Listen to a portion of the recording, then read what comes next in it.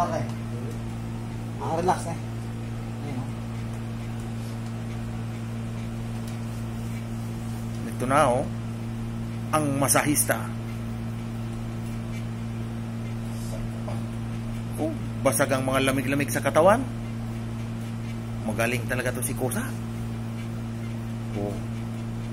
Mayroon pa yan.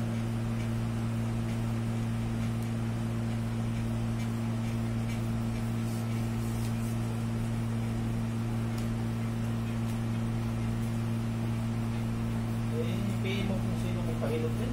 Lagay tayo sa baba ng PM is lagi. Ha?